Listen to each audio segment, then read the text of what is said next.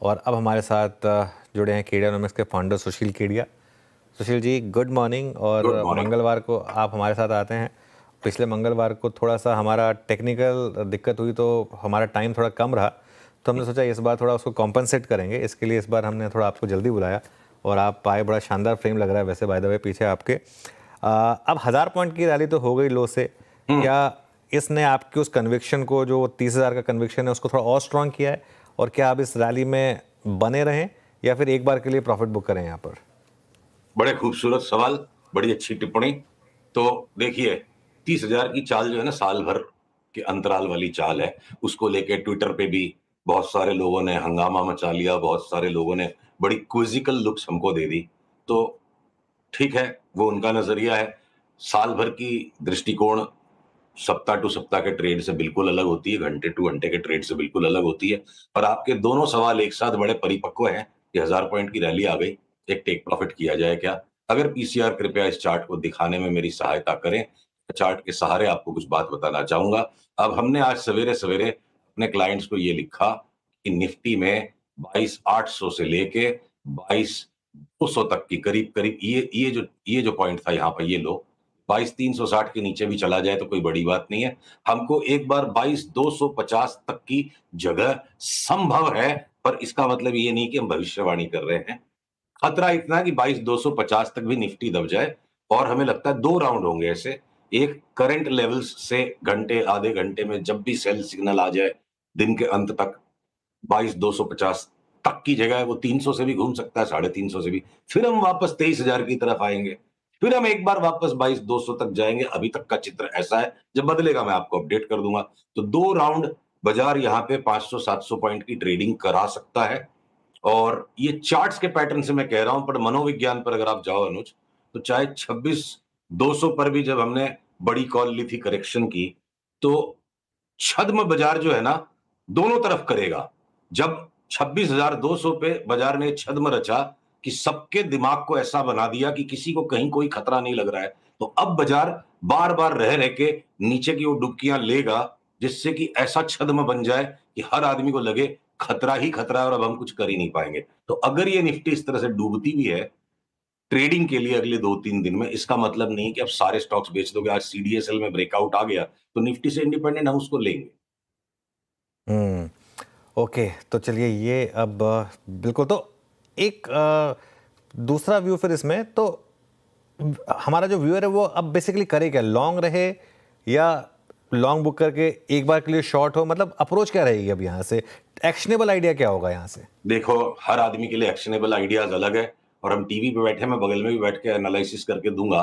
तो देखिए, 9 तरह के एक्शंस पॉसिबल है। जीरो पोजीशन वाला आदमी, लॉन्ग वाला आदमी, शॉर्ट वाला आदमी अपनी पोजीशन को जीरो पे ले जा सकता है, लॉन्ग कर सकता है, शॉर्ट कर सकता है। Total 9 sets of actions are possible. तो 9 वर्णन हर एक स्टॉक के करने पड़ेंगे। मोटी मोटी बात ये पकड़िए, हम दोबारा से इंडेक्स पे तेजी लगाने के मूड में आएंगे जब एक बार 500-600 पॉइंट का करेक्शन आ जाए। शॉर्ट करना नहीं करना अपनी पर्सनल स्टाइल पे कितना फास्ट वो खेल सकते हैं। जनरली जनरली जब तक हार्डकोर प्रोफेशनल बिल्कुल नहीं हो, उसको बड़े ट्रेंड के साथ रहना चाहिए। यहां से 400-500 पॉइंट के करेक्शन के लिए शॉर्ट करना तरह से खाली नहीं होगा। बहुत ही मंझे हुए लोगों का काम है। ज्यादातर लोगों के लिए एक बार इंडेक्स में टेक प्रॉफिट करो, नीचे आएगा तो लेंगे, या जहां पर जो जो स्टॉक्स जो लेगार्ड रहेगा, सीडीएसएल जैसे आज ब्रेकआउट दे रहे हैं, उनमें लॉन्ग करो। नेट नेट अब बाजार ऐसा लगता है, अंटिल अगर 22,200 टूट गया तो मेरे को थीसिस चेंज करनी पड़ेगी। जब तक 22,200 नहीं टूटता है, ले लेके बेचने वाले की जीत है। अब तेजी का बोलबाला होगा, मंदी का मुंह काला होगा। तो यहाँ ठीक है। मंदी अब खेलने का काम बहुत ही डेस्परेट या बहुत ही एक्सपर्ट आदमी के बस का है। सबके बस का काम नहीं है मंदी खेल के पैसे कमाना। ओके, तो ये इस समय तेजी में ही पैसा बनेगा। बैंक निफ्टी में बहुत शानदार तेजी आई है और क्यूरियसली ये उस दिन शुरू हुई जिस दिन इंडसइंड बैंक 27% गिरा, क्योंकि बड़े बैंकों ने चलना शुरू किया। बैंक निफ्टी पर अब कहाँ तक के टारगेट बन रहे हैं सुशील जी? देखिए, तो हो गतवा जब अगर निफ्टी वो आपके भी 27,000 के टारगेट के ऊपर जाएगी, हमारा 30,000 भी आएगा साल भर बाद, तब तक बैंक निफ्टी भी 60,000 हो लेगी। 30,000 की निफ्टी पे बैंक निफ्टी 60 हो लेगी। उसको भूल जाते हैं। उसको अब हम रोज रोज बात नहीं करेंगे, 3-3 महीने में बात करेंगे उस पर। तो एक बार के लिए अगर बैंक निफ्टी के मैं चार्ट को दिखाऊं, जो लोएस्ट पॉइंट आया था इंडसइंड बैंक वाले क्राइसिस के दिन, वहां से जो बैंक निफ्टी ने शार्प अप मूव दिया है, इसके चित्र अभी भी जो इसके स्ट्रक्चर है, इसका डीएनए स्ट्रक्चर जो है इस वेव काउंट का, ये नहीं लग रहा कि ये फाइनल बॉटम हुआ है। खतरा है, अगर निफ्टी 22,200 तक अगर चली जाती है, सब चीज में अगर मगर तो रहेगा, वही अनिश्चितता है, तो कोई बड़ी बात नहीं कि बैंक निफ्टी एक नया लो भी दिखा दे, हो सकता है न भी दिखाए। बैंक निफ्टी के पैटर्न्स मच मोर वॉलेटाइल रहेंगे, और अगर इस तरह से ओवरबॉट हो गई है आवरली चार्ट, तो अगर निफ्टी में करेक्शन सेट इन होगा, मुझे लगता है बैंक निफ्टी का करेक्शन उससे भी ज्यादा स्ट्रॉन्गर हो सकता है। बैंक निफ्टी की फ्लक्चुएशन निफ्टी से ज्यादा है, तो बढ़ने में भी ज्यादा रफ्तार, घटने में भी ज्यादा रफ्तार। ओके, चलिए, तो ये बात हो गई निफ्टी और निफ्टी बैंक की। एक सेक्टर जहां पर थोड़ा सा दिक्कत रही है, क्योंकि यूएस में रिसेशन का खतरा रहा है। आप खैर ग्लोबल चार्ट्स पर भी अच्छी नज़र रखते हैं। एक तो ग्लोबली यूएस को देखकर क्या लग रहा है, और दूसरा जो आईटी में एक वन वे करेक्शन आई, आज शानदार रिकवरी है, आईटी पर क्या व्यू बनेगा अब? देखिए, दोनों ही बड़े अच्छे और सामयिक प्रश्न हैं आपके। और जो हमने आज के 2.5, 3, 4 महीने पहले एक कॉल ली थी कि वॉल स्ट्रीट पे बहुत भारी करेक्शन आ जाएगा, तो हमारी चार्ट्स ने हमें बाध्य कर दिया है कि उस भारी करेक्शन के कॉल को भी हमें पोस्टपोन करना पड़ रहा है। लास्ट 7-8 दिन से जो वहां पे भी एक तलहटी सी बन के 4-5 दिन की रैली एसएनपी पे और नैस्डैक पे हुई है, थोड़ा सा ठहराव अगर उस पे भी आएगा, निफ्टी आईटी की चार्ट इस पे मैं इस पे आ रहा हूँ। नैस्डैक और एसएनपी पे भी हमें लगता है not only new highs, but significant new highs आ सकते हैं। पैटर्न बदल जाते हैं, माहौल बदल जाता है, एनालिसिस को बदलना पड़ता है। और वो जो बड़ा करेक्शन है 2026 में आए, एक बार 2025 का लगता है करेक्शन वहां पे भी तकरीबन हो चुका है। और कोई नैस्डैक 24,000 हो गई और एसएनपी 500 ने भी 5,900 6,000 तक का आंकड़ा दिखा दिया, तो आश्चर्यचकित नहीं होना चाहिए। ऑलरेडी एक बॉटम इन प्लेस है। अब उसका जो पुल बैक अगले 2-3 दिन में आएगा, उसके बाद हमारा कॉन्फिडेंस अगले मंगलवार को और स्पष्ट होगा। पर मैं अब वॉल स्ट्रीट पे भी मंदी एक्सपेक्ट नहीं कर रहा। और देखिए, सीएनएक्स आईटी की इस चार्ट को इतनी दिल खोल के लोगों ने भर्त्सना कर दी कि हम बिल्कुल अलीबाग से आए हैं। मैंने ये 2,000 के भाव पे इन्फोसिस में बोला कि 1,200 तक जा सकती, 1,500 का भाव आ गया। और ये सीएनएक्स आईटी की चार्ट अब जो है ना, यहाँ किसी के पास लेने की हिम्मत नहीं हो रही है। और ये चार्ट में मोमेंटम का भी डाइवर्जेंस है, वेव काउंट भी कंप्लीट है। एक बार के लिए 34,600 तक का कोई जोखिम ले, यानी 1,000 पॉइंट का 3% की रिस्क पे ये इंडेक्स भी वापस एक बार तो नए हाई पे जाएगी। भले ही 2026 में मिट्टी पलीद हो जाए शायद इसकी, और वो 1,200 का भाव इन्फोसिस का 2026 में आएगा। ये बड़े कॉल है। 2-4 लॉट ऑप्शन ट्रेडिंग करने वालों के लिए 15 दिन के कॉल नहीं होते ये वाले। तो इन्फोसिस हो, चाहे टीसीएस हो, चाहे विप्रो हो, चाहे एचसीएल टेक हो, चाहे टेक महिंद्रा हो, या इवन कोफोर्ज, लगता हो सकता है बड़ा पैसा तेजी में कोफोर्ज और बिरला सॉफ्ट भी दे जाएंगे। तो इस एकदम एक्सट्रीम बेरिश कंसेंसस में बिल्कुल भी यहां हम 100 शेयर बेचने की सलाह नहीं देंगे। और अ, एक बात मैं आपको याद दिलाना चाहूंगा, राधा कृष्ण जी दवानी ने अरबों रुपए की बात जाने अनजाने में कभी कही होगी, जो टाइम टू टाइम हमें सबको याद आती है कि शेयर बाजार में चवन्नी और अठन्नी में भी माल मिलता है।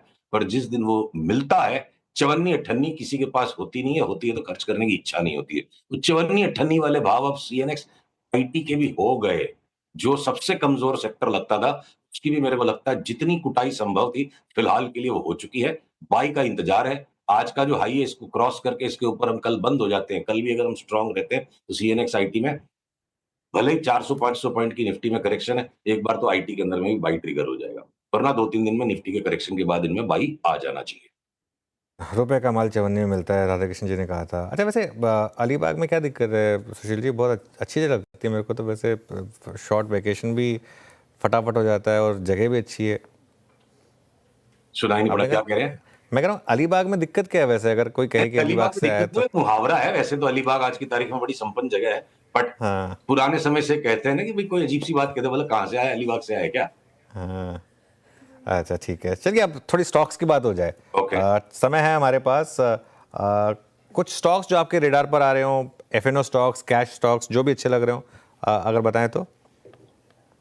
देखिए, जब भी ये थोड़ी बहुत निफ्टी की जो एक हायर बॉटम बनने की तैयारी बाकी है, 400-500 पॉइंट का मैक्सिमम से मैक्सिमम जो पुल बैक में समझ रहा हूं, उसके बाद समस्या ये होने वाली है कि हर स्टॉक चीख के बोलेगा मुझे ले लो।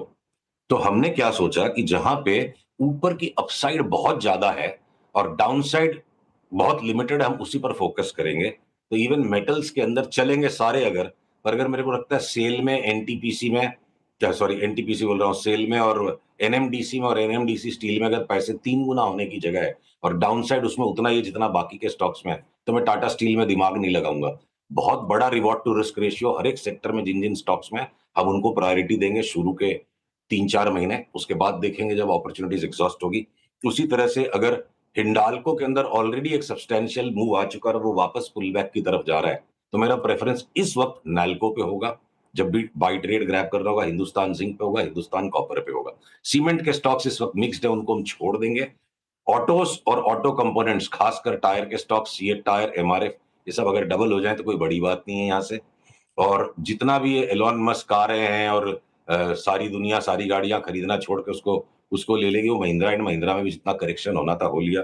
चाहे एम हो, टाटा मोटर्स हो, और ये जो ईवी की थीम के ऊपर टाटा केमिकल्स, एक्साइड, आमरा राजा, तो कहीं कोई खतरा पैदा करता है तो ज्यादा अपॉर्चुनिटीज क्रिएट करा है। एलॉन मस्क आ भी जाए तो एक्साइड, आमरा राजा, आमरॉन और हम टाटा केमिकल्स, इन तीनों में मेरे को लगता है साइक्लिकल बुल मार्केट दोबारा रिज्यूम हो जाएगा। बॉस्क जैसा स्टॉक जो बिल्कुल इग्नोर कर दिया हमने, 6 महीने 8 महीने बात नहीं हुई, 1 साल पहले से खूब पैसा बना, बॉस्क लगता है 2022-23 के रिटर्न्स को भी सरपास कर जाए, डबल हो सकता है स्टॉक। तो ऑटो ऑटो एंसिलरीज हो गए। केमिकल्स के स्टॉक जिस पे हम पहले से जिद्दी थे, अब वो हमको थोड़े से कम कम अट्रैक्टिव लगने लग गए कि उनमें भी जो रिटर्न्स हैं वो 70-80%, 90% जैसे रिटर्न्स है, पर वॉलेटिलिटी ज्यादा रहेगी। बाकी के सेक्टर्स इतने करेक्ट हो गए तो केमिकल्स पे भी हम बने गए।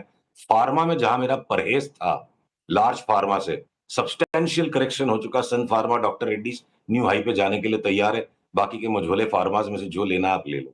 तो अब आपके जो एफएमसीजी स्टॉक्स हैं, Hindustan Lever, Tata consumer, top choices है मेरे लिए। जो मैं वीरू के साथ अक्सर इस डोमिनोज वाली ये कंपनी, क्या नाम है इसका, जुबिलेंट, इस पर एक था कि भाई एक राउंड हो चुका है, इसको छोड़ देते हैं, और बहुत मोटा करेक्शन आ गया। अब यहां से पिक्चर स्पष्ट हुआ है। प्रायर जो हाई गया था उसके भी हम सब्सटेंशियली ऊपर जाके 1000-1100 के भाव तक जा सकते हैं। मीडिया के स्टॉक्स अभी भी दबे हुए हैं, जैसे भी उनमें रिवर्सल आएगा तो सारे ही चलेंगे। तो अनुज, मैं सारांश में ये बात कहूं, इस वक्त थोड़ा बहुत छद में कि निफ्टी घट भी रही है तो सीडीएसएल नहीं घट रहा है, पर जब इतनी बड़ी चाल सामने बन सकती है, जो हमें काफी कॉन्फिडेंस लगता है, सब्जेक्ट टू, ठीक है, जहां अगर स्टॉप लॉस करना पड़ा तो जरूर करेंगे, तो यहां पर बहुत ज्यादा चुनने जैसी बात नहीं है। मुझे लगता है हम क्या स्टॉक्स को चुनेंगे, इतने स्टॉक्स चलेंगे, हमारे भाग्य में जो स्टॉक पैसा देने वाला होगा वो हमें खुद चुन लेगा। इतना खूबसूरत बाजार भी 2025 में आएगा और ऑलमोस्ट एवरीथिंग चलेगी टाइम टू टाइम। अभी सीमेंट नहीं चलने वाला है, 2 महीने बाद उसका भी नंबर आ जाएगा। तो बड़ी रिटर्न्स बन सकती है, डॉलर इंडेक्स का कचुम्बर निकल जाए और वर्ल्ड वाइड एक करेंसी मार्केट के अपसेट होने पे, और क्रूड में जितनी बड़ी तेजी मेरे को लग रही है, क्रूड की तेजी 2 कारण से होती है अनुज। एक तो डॉलर के अंदर ही हम क्रूड को भी और स्टॉक्स को मेजर करते हैं। डॉलर घटता जाएगा तो स्टॉक मार्केट के साथ साथ क्रूड भी ऊपर जा रहा है। और दूसरी बात है, जब रिस्क ऑन लौटता है, रिस्क लेने की इच्छा और क्षमता संसार में लौटती है, तो सबसे ज्यादा संवेदनशील क्रूड का कॉन्ट्रैक्ट होता है। क्रूड की तेजी के बिना स्टॉक मार्केट में तेजी हो जाएगी और क्रूड की मंदी के बिना स्टॉक मार्केट में मंदी हो जाएगी, तो वो एक नया इतिहास बनेगा। पर लोग अपनी मनगढ़ंत फंडामेंटल जोड़ देते हैं, क्रूड घटेगा तो हमारा मुनाफा बढ़ जाएगा, जैसे मनगढ़ंत बातें हैं। तो क्रूड की बेफाम तेजी, क्या पता दोबारा से ईरान और इसराइल का थिएटर लौटेगा, कौन सा थिएटर लौटेगा। तो क्रूड की चार्ट चीख रही है कि ऊपर 115 तक के भाव की तो हमने फोरकास्ट अपने क्लाइंट्स को दे दी, साथ में इस परहेज के साथ कि 115 पे डिसाइड करेंगे वहां आने के बाद बेचना के, यानी ऊपर की भी जगह और खुली हो सकती है। और ये एक्सट्रीम बातें लगती हैं, पर एक्सट्रीम बातें चार्ट्स कह रहे हैं, इसलिए हमें कहने की बाध्यता है। और इस तरह की क्रूड की तेजी पे इंडिया के तो वारे न्यारे होंगे। हमारा वो टाइम आ चुका है कि जब हमारी 5 उंगलियां घी में और सर कढ़ाई में होता है। यूरोप की दुर्गति मचेगी, इंडिया की ऑयल मार्केटिंग कंपनीज हो या ऑयल प्रोड्यूसिंग कंपनीज हो या प्योर रिफाइनर्स हो। तो आज अगर मैं 500 पॉइंट करेक्शन की आपको एक तरफ बात कर रहा हूं, हमने 4-5 दिन पहले अपने क्लाइंट्स को, जो आप बार बार पूछते हैं ना, रॉकेट कॉल बताओ, मल्टी वैगर बताओ, अब 4-5 महीने परहेज करता गया, अब उनका मौसम लौट के आ रहा है। तो चेन्नई पेट्रोलियम और एमआरपीएल हमारे latest addition to the multibagger list है। एमआरपीएल के अंदर 15% फ्लोटिंग स्टॉक है, बाकी सारी ओनरशिप ओएनजीसी के पास है। ठीक है, 3-4 हजार करोड़ का फ्लोटिंग स्टॉक है, प्योर रिफाइनर है। सब्सिडाइज क्रूड ईरान से भी इंडिया को मिल सकता है, ईरान पे एम्बार्गो लगेगा, इंडिया के साथ ईरान की ट्रेडिंग पार्टनरशिप है। तो अपॉर्चुनिटीज ही अपॉर्चुनिटीज हैं, और इस घबराहट के अंदर सौदा छोटा रखिए, थोड़ा शांति रखिए, पैसा तेजी करके ही बनेगा 2025 में तो कम से कम। ओके, चलिए सुशील जी, बहुत मज़ा आया आज आपसे 15 मिनट बात करके, और अगले मंगलवार आपसे फिर मिलेंगे और बाकी निफ्टी और बाकी स्टॉक्स पर एक और चर्चा करेंगे। आज के लिए बहुत बहुत शुक्रिया।